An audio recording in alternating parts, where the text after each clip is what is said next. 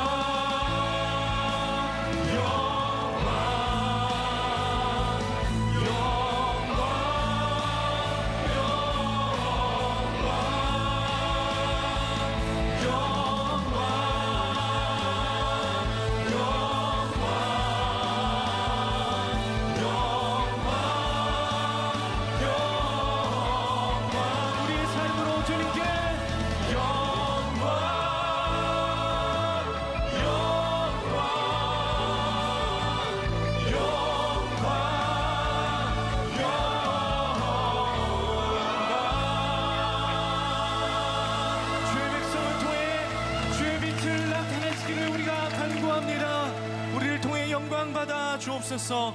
우리의 마음을 우리 한 고백으로 올려드리기를 원합니다. 나는 전능하신 아버지 하나님 전지의 창조주를 믿습니다.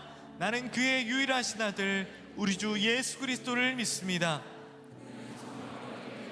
동정녀 마리아에게서 나시고 본디오 빌라도에게 고난을 받아 십자가에 못 박혀 죽으시고 장사된 지 사흘 만에 죽은 자 가운데서 다시 살아나셨으며 하늘에 올시어 전능하신 아버지 하나님 우편에 앉아 계시다가 거기로부터 살아있는 자와 죽은 자를 심판하러 오십니다. 나는 성령을 믿으며 거룩한 공교회와 성도의 교제와 죄를 용서받는 것과 몸의 부활과 영생을 믿습니다. 아멘. 자, 자리에 앉으시겠습니다. 시편 말씀에 이런 말씀이 있습니다. 126편의 말씀인데요, 눈물을 흘리며 씨를 뿌리는 자는 기쁨으로 거두리로다. 울며 씨를 뿌리러 나가는 자는 반드시 기쁨으로 그 곡식단을 가지고 돌아오리로다.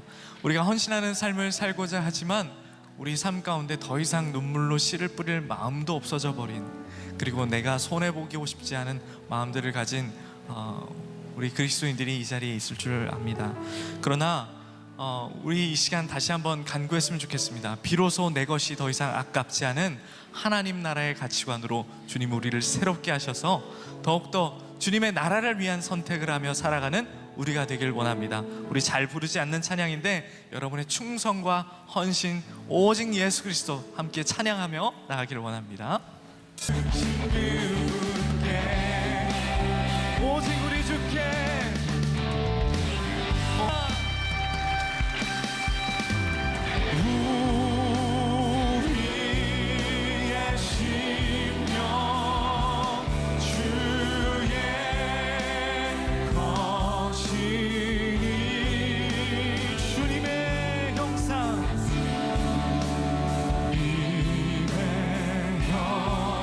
영상 만들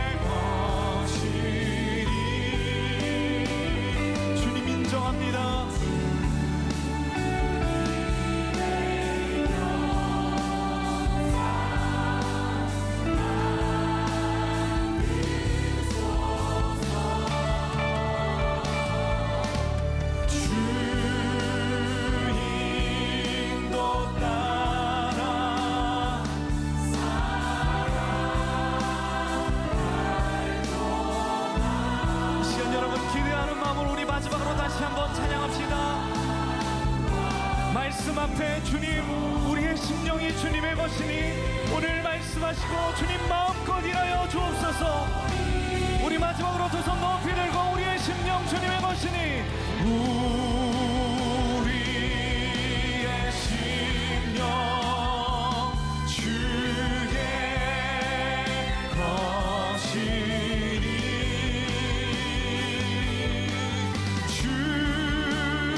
주님의 영상 만드소서.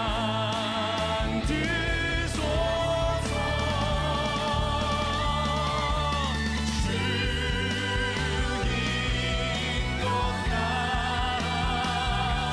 사랑할 동안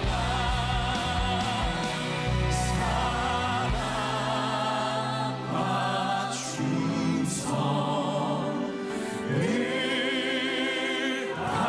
바치고 우리 주님께 감사와 영광의 박수 드립시다. 주님, 우리가 울더라도 다시 한번 씨를 뿌리겠습니다. 헌신하는 선택하겠습니다. 주의 나라와 영광 위에 살겠습니다. 주님, 오늘 나의 가슴은 무엇 때문에 두근대는가 생각해 봅니다. 씨 뿌릴 마음도 없어지고 눈물이 메말라 어떤 기대와 헌신할 마음도 잃어버린 우리에게 느헤미야가 이스라엘 성을 바라보며 가졌던 애통을 주시고 헌신의 마음, 자원하는 마음을 허락하여 주옵소서. 나의 심장이 주님이 바라보는 곳을 보며 다시 한번 조여오게 하시고 영적인 긍휼함을 느끼게 하는 분야의 가운데 우리가 나아가서 주의 발로 헌신하며 사는 복된 인생 되도록 인도하여 주시옵소서. 오늘도 준비된 말씀 위에 영혼 가득한 갈망을 허락하여 주시고 비로소 내 것이 더는 아깝지 않은 하늘나라의 가치관으로 인도하여 주옵소서. 은밀한 중에 보시는 내 아버지께서 갚으리라 하신 예수님의 이름으로 기도합니다. 아멘.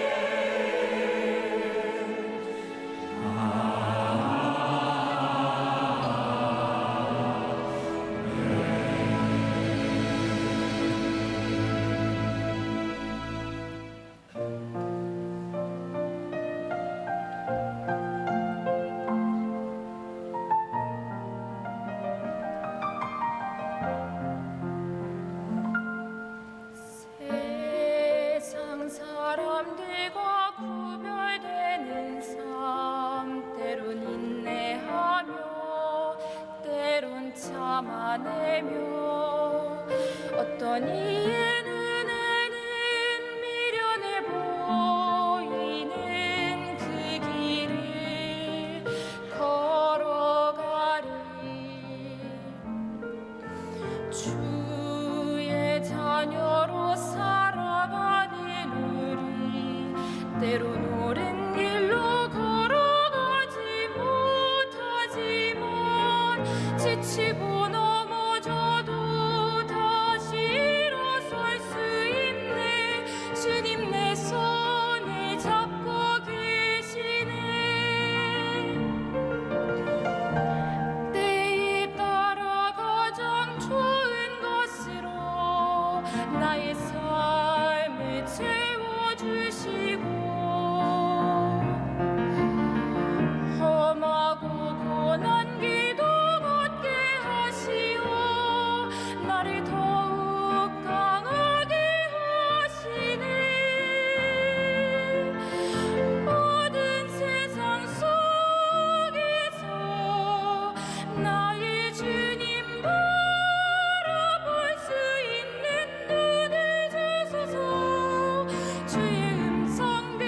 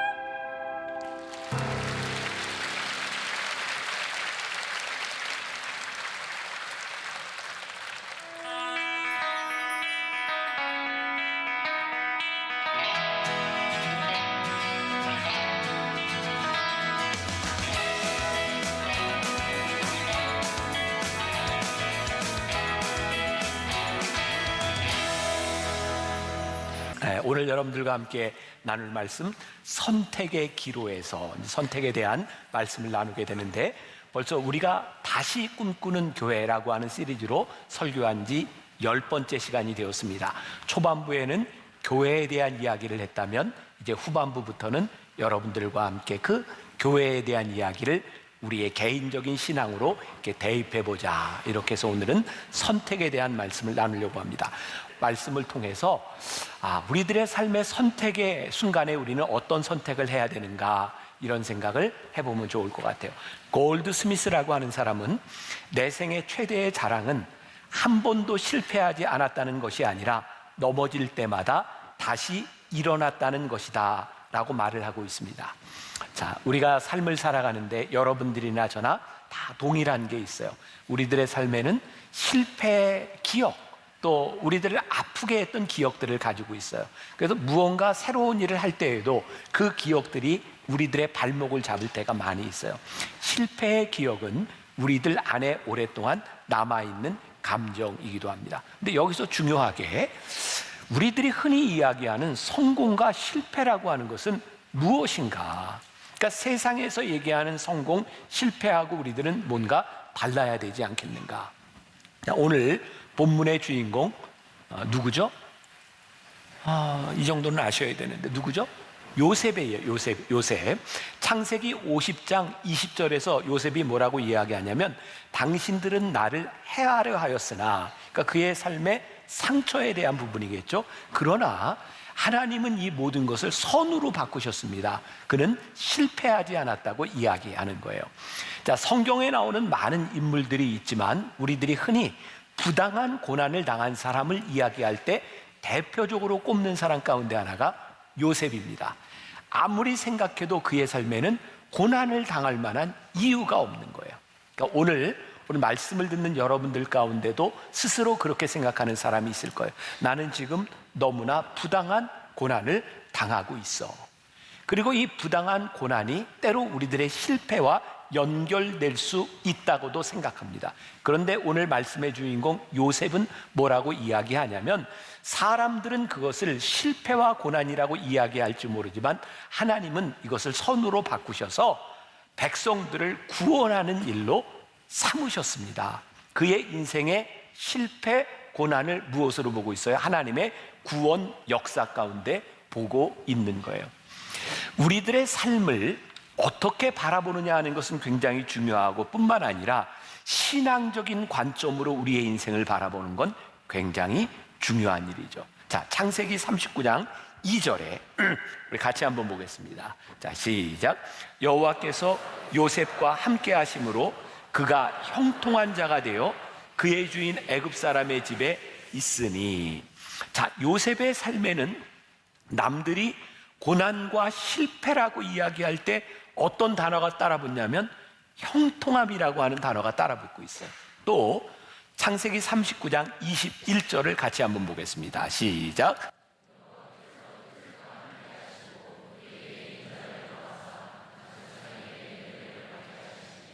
자, 요셉의 인생에서 감옥에 들어가는 순간에 하나님께서 그에게 뭐를 더하셨어요? 인자를 더하셔서 간수장에게 은혜를 받게 하셨다.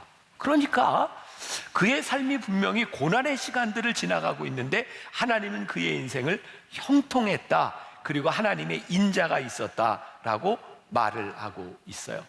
이런 요셉의 인생을 바라보면서, 또 우리 신앙인의 삶을 바라보면서 저는 가장 멋진 표현이 하나 있다. 그게 뭐냐면 감동적이다.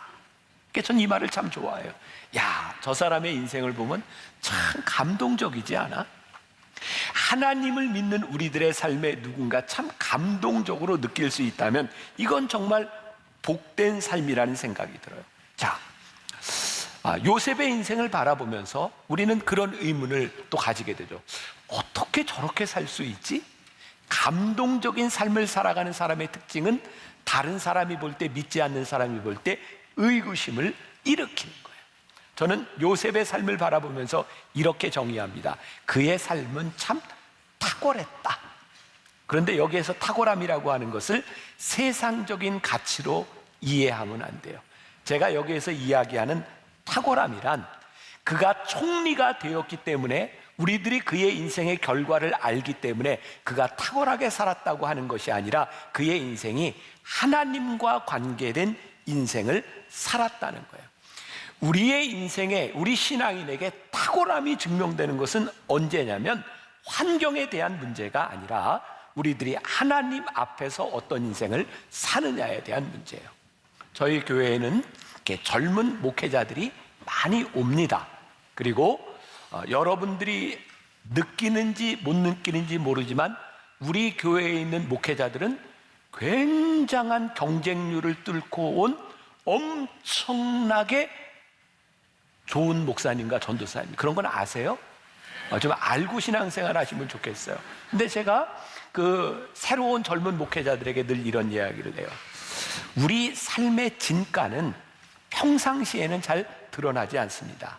피곤하고 지칠 때, 모든 사람들이 힘들어할 때, 그 시간을 지나가는 사람들 가운데서 누군가의 탁월함이 드러나는 것입니다. 삶에 찾아오는 고난을 피할 수 없는 것이라면 우리는 그 고난에 마땅히 직면해야 합니다. 해야만 되는 일을 하면 하고 싶은 일을 할 때가 옵니다. 참 제가 한 말이지만 멋지잖아요. 이게 이제 약효가 다 했나 보다. 옛날엔 이런 말 하면 막 감동하고 그러더니, 네. 알았어, 이제 이런 말 안 해요. 안 해요. 자, 이 탁월함이라고 하는 것은 하나님 앞에서 우리들이 어떤 인생을 살아가느냐에 대한 문제이지 우리의 환경의 문제는 분명히 아닌 것 같아요. 요셉의 관심은 하나님이었어요. 자, 창세기 39장에 요셉이 직면했던 고난의 이야기가 나와요. 근데 고난이 부당한 거죠. 왜냐하면 요셉은 하나님 앞에서 범죄하지 않으려고 자기를 지키려고 노력했는데 보디발 장군의 집에서 노예로 살았지만 인정받는 삶을 살았어요. 아무 문제가 없는데 문제는 그 보디발의 아내가 요셉을 좋아한 거예요. 아마 상당히 나이 차이도 많이 났으리라고 생각하는데 요셉을 연모해서 요셉에게 추파를 던졌지만 요셉은 반응을 보이지 않았어요. 그런데 어느 날 결정적인 순간, 집안에 아무도 없는데 요셉과 그 보디발의 아내만 남게 되는 그런 일이 있었죠. 어떤 부흥사 목사님은 그렇게 표현을 하더라고요. 그때 아마 이 보디발의 아내가 요셉씨 요셉씨 하고 불렀을 것 같대요.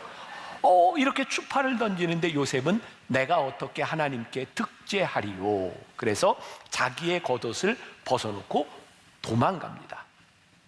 그런데 그것 때문에 마음이 상한, 자존심이 상한 이 여자는 자기 남편에게 요셉이 자기를 겁탈하려고 했다 거짓으로 보고하고 요셉은 부당한 고난 가운데 들어가죠. 옥에 갇히게 된 거예요. 근데 여러분들 그런 설교 많이 들어보셨죠? 요셉이 갇히게 된 이 감옥은 보통 감옥이 아니었다. 노예였던 사람이 갈 수 있는 감옥이 아니었다. 그 감옥은 왕의 신하들이 가는 특별한 감옥이었어요.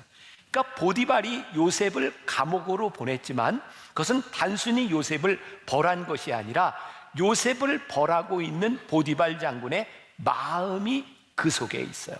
여러분, 제가 여기서 중요한 말씀을 하나 드리고 싶어요. 우리의 인생에 부당한 고난을 당해야 되는 시기들 가운데 하나님께서 우리를 부당한 고난으로 이끄실 때 우리들이 보아야 되는 것은 표면적으로 당하는 고난에 대한 문제가 아니라 그 고난을 당하게 하시는 깊은 내면, 하나님의 마음이 우리들에게 보여지게 될 때 그 고난을 대처하는 우리들의 모습들이 다르게 되어 있는 거예요. 보디발 장군은 요셉을 감옥에 넣었지만, 그리고 그의 체면을 구기지 않으려고 했지만 사실은 요셉을 보호하고자 하는 그의 마음이 있었던 것입니다. 우리의 인생의 고난의 시간을 지나갈 때 하나님께서 우리들에게 주시는 그 마음이 무엇인지를 보기 시작해야 우리들이 그 고난의 순간들 가운데 어떻게 지나가야 될지를 우리들이 선택하게 되는 거죠. 우리는 이미 결말을 알고 있기 때문에 요셉이 그 감옥에 있는 그 순간이 결코 그의 인생의 실패가 아니라고 하는 것을 우리는 알고 있어요. 그런데 그 일을 당하고 있는 그 요셉에게 그 순간은 어떤 일이었을까? 그런데 이 시간을 지날 때마다 요셉에게 따라붙는 단어가 뭐라고요? 형통함이었다고요. 요셉의 인생에 적어도 그가 고난을 당할 때 그는 고난이 목적이 아니라 하나님께서 내 인생에 기회를 주셨다고 하는 믿음을 가지고 그 인생을 살아갔다는 거예요. 창세기 50장 20절 말씀에 요셉이 고백하고 있어요. 하나님께서 이 모든 것을 선으로 바꾸셨습니다. 아세아 연합신학교의 설교학 교수인 신성욱 교수는 이 요셉의 고난에 대해서 이런 이야기를 했어요. 물론 그분의 해석일 것 같아요. 요셉은 한 번도 그의 형들을 용서한 적이 없다는 거예요. 이유는 요셉은 한 번도 그 형들을 미워한 적이 없기 때문에. 형들이 자기를 팔고 인생의 구렁텅이로 몰아넣었을 때 요셉은 그 형들로 인하여 미움과 원망에 사무친 인생을, 미움과 원망이 그의 삶을 지배하도록 살아갔던 것이 아니라 그 순간순간들마다 하나님의 인도하심, 형통함을 경험하고 있었기 때문에 그는 미움이, 원망이 그의 삶을 지배하도록 살지 않았다는 거예요. 완전히 다른 세상과 다른 가치관을 가지고 그는 그의 인생을 살았다는 거예요. 여러분, 내 삶에서 하나님의 역사하심을 믿기 때문에, 하나님이 내 인생과 함께 하신다는 것을 우리들이 믿기 때문에 하나님의 택한 백성들은 이 세상에서 쉽게 타협하지 않아요. 우리는 알아요. 타협하면 우리들에게 분명히 이득이 올 것을 알아요. 타협하지 않으면 우리의 인생이 고난을 당할 것임을 우리들이 알아요. 그러나 우리는 그렇게 쉽게 타협하지 않아요. 왜? 하나님 앞에서 인생을 살아가는 사람들이기 때문이죠. 아브라함 카이퍼라는 사람이 있습니다. 네덜란드의 유명한 정치인이요, 또 목회자였던, 네덜란드의 수상을 지냈던, 지금 네덜란드가 이렇게 부유하게 살 수 있는 것은 이 아브라함 카이퍼의 역할이 굉장히 지대했다고 말을 하죠. 이 카이퍼가 하나님께 가까이라는 책에서 이런 글을 쓰고 있어요. 한번 제가 읽어드릴게요. 사탄은 고통으로 여러분들을 해하려고 하지만 결국에는 하나님의 뜻에 의해서 여러분이 그 고난으로 말미암아 오히려 승리의 노래를 하게 될 때, 싸움은 외적인 고통으로 인해 고귀한 성격을 지닐 수 있다. 여러분, 사탄이 우리를 무너뜨리는 인생이 아니라 사탄이 우리를 해하려 할 때에 하나님의 뜻대로 살아가는 우리의 인생, 이 싸움은 외적인 고통으로 인해 고귀한 성격을 지닐 수 있다. 이게 얼마나 놀라운 고백인지 몰라요. 우리들의 인생에 올바른 선택을 하면 우리는 결코 후회하지 않습니다. 오늘 여러분들과 나누려고 하는 이야기가 선택에 대한 이야기고, 오늘 말씀의 제목이 선택의 기로에서입니다. 자, 하나님이 우리를 선택하신다. 이 선택은 우리로 하여금 하나님의 사람으로 살아갈 수 있도록 하는 동기부여가 됩니다. 선택에는 두 가지가 있어요. 하나님이 우리를 선택하시는 것으로 끝나지 않고 하나님의 선택에 대하여 우리들이 응답의 선택을 하죠. 하나님의 선택에 우리들이 응답할 것인가 말 것인가. 선택은 두 가지가 있어요. 하나님의 선택과 우리의 선택. 자, 이 선택에 대해서 가장 모범적인 케이스를 보여주는 게 이사야 같아요. 자, 이사야 43장 1절에 보니까 하나님께서 내가 너를 지명하여 불렀나니 너는 내 것이라. 이사야 6장 8절에 보면 또 이사야가 하나님께 부르심을 받았을 때 뭐라고 이야기하냐면 내가 여기 있나이다. 나를 보내소서. 그러니까 하나님이 우리를 선택하실 수 있는데 그 선택에 대하여 응답하는 것도 우리의 선택에 대한 문제인 거죠. 자, 먼저 하나님의 선택을 생각해 보겠습니다. 이 성경에 보면 하나님께서 누군가를 선택하시는 데에는 일정한 패턴이 존재하지 않아요. 상당히 괜찮은 사람도 선택하시고 아주 안 괜찮은 사람도 선택하세요. 자, 오늘 이 말씀의 주인공인 요셉은 그가 총리가 되었을 때 하나님의 선택을 받은 사람이 아니에요. 그는 노예로 감옥에 있을 때에 하나님께 선택받은 사람이죠. 모세, 그가 사람을 죽이고 도망자의 삶을 살았던 40년 양치기를 하던 때 호렙산에서 하나님의 선택을 받습니다. 또 우리가 알고 있는 여호수아, 그가 선택을 받았을 때 여호수아는 스스로 생각할 때 리더로서의 자격을 갖추고 있지 않다고 생각했을 때예요. 그는 두려움으로 하나님께 기도하죠. 근데 하나님께서 여호수아에게 강하고 담대하라고 말씀하세요. 참 하나님 이상하시지 않아요? 그냥 여러 얘기하지 마시고 그냥 모세에게 주셨던 지팡이 하나 딱 주시고 이거 가지고 해. 그러면 될 텐데 하나님은 강하고 담대하라고 말씀하세요. 또 하나님께서 다윗을 선택하셨을 때 다윗은 무명의 사람, 양을 치는 목동일 때 하나님이 다윗을 선택하세요. 잘 나가는 사람만 선택하는 것이 아니라 완성된 사람만을 선택하는 것이 아니라 어쩌면 많은 부분들은 실패하고 자격이 없는 것처럼 보이는 사람을 하나님이 선택하세요. 저는 이유를 그렇게 생각합니다. 자격 있는 자를 하나님이 선택하실 때 그 자격이 충만한 사람은 하나님께서 자신을 선택하신다는 것을 선명하게 깨닫지 못한다. 이번 BTD 73기를 지나면서 그런 이야기를 냈어요. 깨어짐을 경험한 사람에게 하나님의 부르심은 더욱더 선명하게 다가온다. 우리들이 깨어지고 우리들이 자격이 없다고 생각할 때 하나님이 우리를 부르시는 그 부르심이 훨씬 더 생생하게 다가온다는 거예요. 왜? 하나님은 우리의 깨어짐 가운데서 우리의 약함 가운데서 그것을 들어서 쓰실 수 있는 사람이기 때문이죠.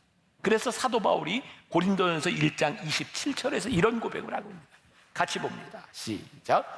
그러나 하나님께서 세상에 미련한 것들을 택하사 지혜 있는 자들을 부끄럽게 하려 하시고 세상에 약한 것들을 택하사 강한 것들을 부끄럽게 하려 하시며, 그러니까 하나님이 우리를 쓰시고자 선택하실 때는 오히려 미련한 자를 통해서, 연약한 자를 통해서 지혜롭고 강한 자를 부끄럽게 하시는 것. 그래서 하나님이 누군가를 선택하실 때는 이것은 자격에 대한 문제가 아니라 하나님의 주권에 대한 문제인 거예요. 저는 적어도 오늘 여기에서 예배를 드리고 있는 여러분들은 하나님이 선택하신 자라고 저는 믿습니다. 제가 오늘 이 자리에 서 있을 수 있는 이유도 하나님이 저를 선택하셨기 때문이라고 저는 믿습니다. 그러나 이 선택하심에 대하여 우리들이 어떻게 쓰임받느냐고 하는 것은 또 다른 우리의 선택에 달려있는 부분이에요. 우리들 중에 누구도 하나님의 선택하심에서 예외가 될 수 있는 사람은 아무도 없습니다. 그런데 하나님이 선택하셨을 때 우리를 어떻게 사용하시는가, 하나님이 우리를 사용하실 수 있는가는 우리들에게 달려있는 문제예요. 그래서 하나님이 우리를 선택하실 수 있겠다는 그 일에 대한 기대감이 생길 때에 우리의 가슴이 뛰게 되어 있는 거예요. 하나님이 우리를 택하셨는데 택하신 하나님께서 우리의 인생에 대한 기대가 없겠습니까? 저는 여러분들에게 또 그런 도전을 드리고 싶어요. 여러분, 지난주에 제가 설교할 때 했던 말 중에 어떤 단어가 오늘까지 여러분들에게 남아있나요? 저에게는 지난주에 설교를 하고도 저에게 한 주간 내내 남아있던 말이 있었어요. 선명한 비전이라는 말이었어요. 기억하세요? 선명한 비전. 제가 조금 과장을 섞어서 이야기하자면 제가 정말 피를 토하는 마음으로 그 이야기를 나누었어요. 하나님, 언제부터인가 우리 교회와 우리 성도들에게 이 선명한 비전이 사라져서 하나님, 우리의 가슴이 뛰지 않는다면 우리가 얼마나 불행한 사람이겠습니까? 하나님, 우리를 부르셨을 때 그 부르심에 대한 선명한 비전이 우리들에게 살아있게 하여 주옵소서. 선명한 비전이 살아있을 때 우리의 인생은 기대가 되잖아요. 하나님이 나를 어떻게 쓰실 것인가에 대한 기대가 우리들에게 있잖아요. 그것보다 우리들에게 복된 인생이 어디 있겠어요? 지난주 우리 BTD 영성훈련을 하는데 봉사자로 들어왔던 한 여자 권사님이 저를 고소하겠다는 거예요. 저에게 손해배상을 청구하겠대요. 아무리 생각해도 제가 이렇게 나쁜 짓을 한 것 같지 않은데 나를 왜 고소하고 손해배상을 청구하려고 그러나. 근데 그분이 이런 이야기를 하는 거예요. 제가 설교할 때마다 이런 표현을 좀 쓰죠. 여러분, 여러분들의 가슴이 뛸 때는 하라는 신호일까요? 말라는 신호일까요? 하라는 신호. 또 제가 한샘 찍어 헌금을 해서 어려운 데를 돕자고 할 때 여기에 가슴이 뛰면 헌금을 하라는 신호일까요? 말라는 신호일까요? 하라는 신호. 이렇게 설교를 했는데 자기가 설교를 들을 때마다 가슴이 뛰어서 헌금도 많이 하고 그리고 헌신하고 봉사도 많이 했는데 병원에 가봤더니 자기가 부정맥이었대요. 그래서 가슴이 뛴 게 감동해서 뛴 게 아니라 부정맥 때문에 뛴 걸 모르고 자기가 헌금하고 봉사한 거 나한테 손해배상 청구를 하겠다고. 이건 농담처럼 얘기한 게 진짜 아니에요, 그분이. 그 이야기를 들으면 하나님, 우리의 가슴이 뛴다는 게 우리들에게 얼마나 큰 축복인데, 하나님의 선택하심에 대하여 우리들의 가슴이 뛰는 것이 얼마나 큰 축복인데, 우리들이 그 가슴 뛰는 축복을 잃어버리고 살아가고 있다면 하나님, 우리를 선택하신 그 선택에 우리들이 다시 한번 응답하게 하여 주옵소서. 자, 이제 우리의 응답을 생각해 보겠어요. 하나님의 선택은 하나님의 주권에 달려진 문제예요. 근데 그 주권에 대하여 우리들이 선택할 때 그 선택의 기준이 무엇이냐는 거예요. 무엇보다 우리는 늘 우리들의 삶의 생존을 따라 살아갈 수도 있고, 자, 오늘 여러분들이 이 밸런스 게임을 통해서 여러분들에게 선택을 누르게 했던 이유 가운데 하나요. 과연 우리들의 삶의 선택에는 내 생존의 문제가 우선인가, 하나님께서 우리들에게 주는 선명한 비전이 우선인가를 우리들이 생각할 수 있으면 좋겠다. 이 선택에 대한 문제를 생각할 때마다 저는 아브라함과 그의 조카 롯의 이야기가 떠올라요. 창세기 12장에 하나님께서 아브라함에게 내가 지시하는 곳으로 떠나라 라고 할 때 아브라함은 하나님이 지시하시는 곳으로 떠났거든요. 그런데 조카 롯이 떠날 때는 성경은 뭐라고 이야기를 하냐면 아브라함을 따라갔다고 되어 있어요. 그러니까 롯은 하나님의 비전을 따라 움직인 사람이 아니라 아브라함을 따라 움직인 사람이거든요. 그런데 하나님의 비전을 따라 움직이는 사람하고만 같이 다녀도 축복이에요. 롯이 하나님의 복을 많이 받았죠. 아브라함과 같이 그들에게 복이 뭐였어요? 가축들이 많이 늘어났어요. 근데 문제는 우리가 축복을 받았는데 그게 진짜 복이 되어야 되는데 그게 복이 아닌 순간이 있다고요. 왜? 물질이 너무 많이 늘어나고 가축이 많아지는 것 때문에 그의 종들 사이에서, 친족들 사이에서 싸움이 일어난 거예요. 물이 부족하고 풀이 부족하니까. 그런데 아브라함은 늘 그의 삶에 하나님의 비전이 생존에 대한 문제가 아니었거든요. 그래서 이렇게 생각하죠. 야, 하나님이 우리를 축복해 주셨는데 그 축복으로 인하여 싸우는 게 이게 축복이 아니잖아. 조카 롯에게 이야기합니다. 자, 네가 먼저 선택해. 네가 좌하면 나는 우할 것이고 네가 우하면 나는 좌할 거야. 네가 먼저 땅을 선택해. 그랬더니 창세기 13장 10절에 이런 말씀이 있어요. 같이 봅니다. 시작. 이에 롯이 눈을 들어 요단 지역을 바라본즉 소알까지 온 땅에 물이 넉넉하니 여호와께서 소돔과 고모라를 멸하시기 전이었으므로 여호와의 동산 같고 애굽 땅과 같았더라. 자, 이게 무슨 말이에요? 좋은 땅이었다는 거예요. 롯이 딱 보니까 그 땅에 물이 많아, 풀이 많아, 저기 가면 살만해. 롯이 땅을 선택하는 그 기준이 뭐였어요? 생존에 대한 문제였어요. 근데 아브라함은 생존에 대한 문제가 아니라 하나님의 사람으로서 살아가는 법이 중요했어요. 그래서 황량한 곳을 향해 떠나가게 되죠. 하나님의 부르심에 대해서 부르심에 응답하는 것도 믿음이 없으면 우리들의 선택이 지극히 인간적일 수밖에 없는 거예요.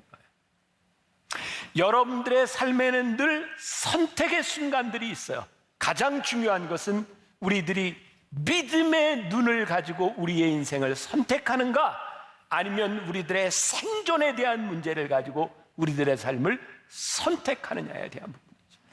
믿음이 없이는 기쁘시게 못하나니 고된 수고도 다 헛될 뿐이라. 믿음이 없어서 무너진 삶의 모든 자리에 다시 주님을 기다립니다. 주님, 제 마음이 너무 둔해서 주님을 볼 수 없습니다. 언제부터인가 우리들에게 믿음이 떠나간 것 같아. 주님이 잘 보이지 않아. 그러니까 우리가 주님께 매달려 이렇게 살아가야 되는데 그 간절함이 우리들 가운데 사라져 버리니까, 주님을 잃어버리니까 자꾸 우리들 눈에 보이는 게 생존의 문제만 보이는 거예요.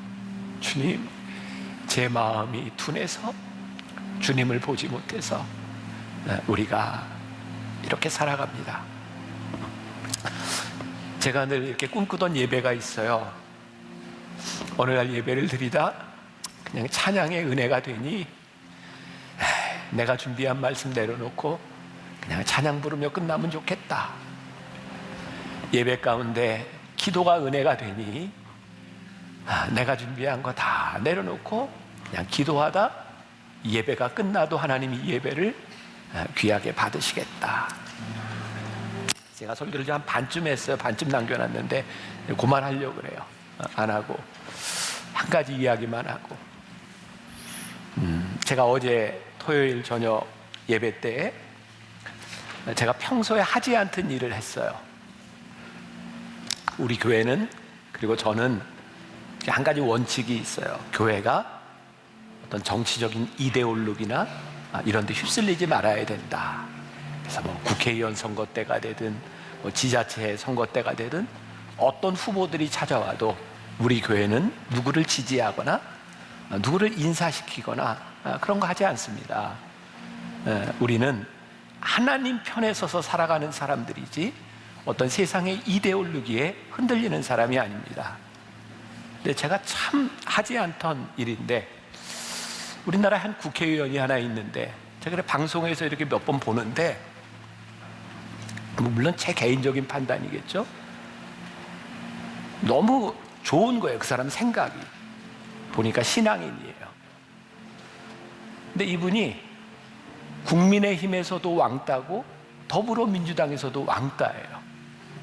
뭐 우리 지역구도 아니고 우리하고 전혀 관계없는 사람이니까 이야기해도 괜찮을 것 같아요. 조정훈이라는 국회의원이에요. 뭐 우리 전혀 뭐 선거나 이런 게 관계없으니까 그분을 제가 와서 같이 예배를 드리자 그랬어요. 그리고 젊은 사람인데 제가 어제 예배를 마치고 같이 식사를 하면서 그런 얘기를 했어요. 나는 우리 조정훈이라는 사람 잘 모르고 이분이 앞으로 어떻게 더 정말 이 길을 갈지 안 갈지 사람 아무도 장담할 수 없지만 나는 한 가지 내가 기대를 걸고 싶은 게 있는데, 하나님을 믿는 마음으로 그렇게 왕따가 되세요. 형, 그분을 보니까 다음 국회의원 하기 참 힘들겠다. 우리나라 같은 양당 구도에서 양쪽에서 다 왕따니. 근데 저에겐 그런 소원이 생깁니다. 하나님, 우리나라 정치에 하나님을 믿는 사람들이 하나님을 믿기 때문에 이 세상에서 좀 왕따가 될 수 있는 사람들이 늘어났으면 좋겠습니다. 이 세상의 눈치를 보는 것이 아니라 하나님이 우리들에게 주는 선명한 믿음의 가치관과 선명한 우리들의 신앙이 있어서 하나님의 눈으로 이 세상을 지켜나갈 수 있는 우리 믿음의 사람들이 좀 많아졌으면 좋겠습니다. 그게 우리 신앙인의 힘이 아니겠습니까? 저는 그동안 우리 한국교회가 잃어버린 많은 자산이 있다고 생각하거든요. 그게 뭐냐면 교회에서 조금만 똑똑하고 일 잘하고 그러면 다 목사 되라, 선교사 되라 그랬거든요. 그러다 보니까 이 세상 곳곳에서 하나님의 뜻으로 하나님의 마음으로 살아내야 되는 믿음의 사람들을 우리가 너무 많이 놓쳐버리고 만 것 같아요. 저는 지금 이 세상은, 이 땅은 저는 이 설교하는 목회자에게 달린 것이 아니라 믿음의 눈으로 세상을 살아가는 여러분들에게 달려있어요. 하나님, 우리의 믿음이 약해져서 하나님을 보지 못했습니다. 하나님의 뜻을 분별하지 못했습니다. 우리가 청지기들인데 하나님이 우리를 부르셨는데 우리가 그 부르심을 잊고 살아간 것 같습니다. 하나님께서 여러분들을 부르신 줄 믿습니까? 하나님의 부르심에 이제 여러분들이 선택해야 될 차례입니다. 믿음으로 우리 승리합시다. 하나님의 사람으로 우리 승리합시다. 선명한 비전이 여러분들의 가슴을 뛰게 하여 줄 줄 믿습니다. 여러분들의 가슴이 뛰기 때문에 여러분들의 인생이 기대할 만한 인생이 되는 축복이 여러분들에게 임하기를 간절히 소원합니다.